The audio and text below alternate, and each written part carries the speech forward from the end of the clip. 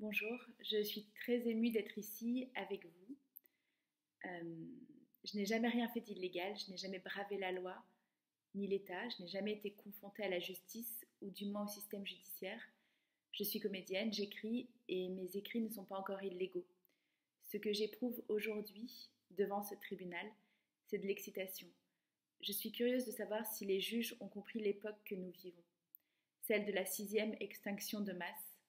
L'homme a 300 000 ans d'évolution et à l'aube de sa possible extinction et du carnage que nous infligeons aux autres espèces, regardons les 70 dernières années et les raisons qui nous ont amenés ici. Les avions, les bombes, le pétrole, le gaz, les autoroutes, les pesticides, le plastique, les voitures, le commerce international, la télévision, la publicité, la consommation de masse. C'est pour ce pseudo-bonheur, cette pseudo-vie, que nous allons éteindre une partie de la vie sur Terre. Si la toundra fond qu'une grande puissance estime qu'elle a besoin d'une bombe atomique pour s'approprier les dernières ressources, il ne restera rien de nous. C'est ridicule. L'économie a rendu la destinée humaine débile et ridicule. Nous utilisons la planète entière pour notre consommation. On fait de la monoculture d'humains et d'humains capitalistes. La moitié de la planète vit désormais en ville et 80% de ces 50% vivent dans des bidonvilles. Qui est heureux dans ce système? Peut-être quelques milliardaires qui sont eux-mêmes terrifiés. Ils ont peur de perdre leur petit confort qu'ils croient être un grand confort. Ils sont comme nous. Ils voient autour d'eux la vie s'éteindre et prennent leurs billets pour des bunkers en Nouvelle-Zélande ou pour Mars, comme dans une chanson de David Bowie. Mais il n'y a pas de life on Mars. Il y a de la vie chez nous et cette vie, les capitalistes la détruisent systématiquement pour la transformer en marchandise. Ils transforment les animaux en calories, les enfants en objectifs marketing, les femmes en objets, les hommes en travailleurs. Ils nous transforment au gré de leurs besoins et leurs besoins sont sans fin. Ils veulent qu'on donne tout à leur économie, notre temps, notre corps, notre attention. Ils captent nos quelques minutes de liberté quotidienne avec leur smartphone. Ils nous ont attrapés. On est à eux à chaque seconde de notre journée. Les deux prévenus qui sont au tribunal aujourd'hui ont piqué les portraits de Macron dans des mairies. Quel acte dérisoire! Mais comment peut-on dire à l'État que cette vision du monde comme une marchandise ne nous convient pas? Que l'on se fait une plus haute idée de l'humanité? Que notre intelligence ne sert pas juste à travailler, consommer et payer des impôts? Oui, on veut tout, on veut une vie pleine et riche, mais riche de culture, de diversité d'espèces, de langues, pas riche de dividendes.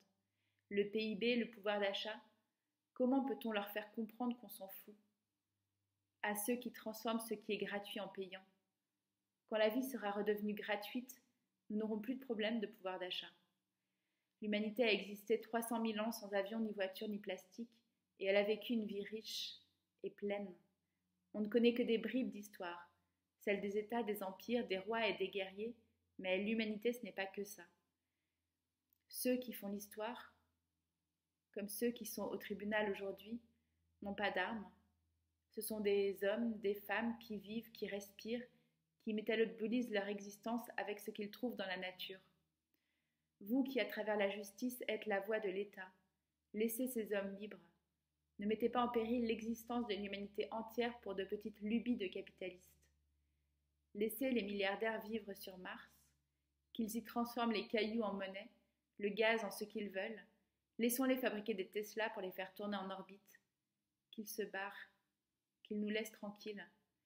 On ne demande que 5 cm de terre fertile, de l'eau pure et une atmosphère viable. That's all. Comment faire pour que les capitalistes et les multinationales nous laissent tranquilles? Si nous, on ne veut plus de leurs avions dans le ciel, de leurs autoroutes, de leurs voitures, de leurs porte-containers, que peut-on faire pour transformer leur compétition en coopération, pour changer le vocabulaire? On ne veut plus de ces mots que vous martelez à longueur de JT, productivité, PIB, croissance. Ils ont décroché des portraits de Macron dans des mairies. Décroché des portraits de Macron dans des mairies pour lutter contre la déforestation, l'acidification des océans, la disparition des insectes, des oiseaux migrateurs, des grands poissons. Ils ont juste décroché des portraits de Macron. Acquittez-les, sans réfléchir. Si l'humanité survit, vous ne voudrez pas être de ceux qui ont planté un nouveau clou dans son cercueil. Si la biodiversité survit, vous voudrez être du bon côté de l'histoire, celui de la conscience, de la justice, de la résistance. Si vous trouvez que leurs actes sont graves ou condamnables, qu'est-ce que vous ferez quand d'autres s'opposeront aux lois qui protègent aujourd'hui les multinationales, quand les justes seront dans l'illégalité? Car si on veut que la vie survive, il va falloir démanteler des barrages, détruire des infrastructures, occuper des espaces vivants afin qu'ils ne soient pas détruits. Qu'est-ce que vous ferez quand les humains s'opposeront au décollage des avions, au départ des bateaux? Pour l'instant, ce sont les militants écologistes qui sont tués ou envoyés en prison, mais un jour, ceux qui ont détruit la planète auront leur procès, et vous ne voudrez pas avoir été leur complice. Vous pouvez choisir de défendre ce régime antidémocratique qui détruit le monde, ou vous pouvez essayer de faire ce que vous pouvez pour le transformer ou le démanteler. C'est votre devoir de vous opposer à des lois injustes. Quand Antigone s'oppose à Créon qui essaie de l'empêcher d'enterrer son frère au nom de lois humaines stupides, elle ne trouve personne pour la soutenir. Aujourd'hui, je vous demande de soutenir ces quelques humains qui s'opposent aux lois humaines injustes. Acquittez-les sans réfléchir. Ils défendent ce qu'il y a de plus important au monde, notre simple droit à l'existence. Nous voulons continuer à évoluer. Nous voulons que nos enfants aient des enfants. Nous voulons que nos enfants connaissent les oiseaux, les poissons, les ours polaires, et que les ours polaires, les oiseaux et les poissons aient le droit de continuer à exister. Vous ne pouvez pas condamner à mort la vie. Et si vous ne les acquittez pas, soyez sûrs que c'est ce que vous ferez.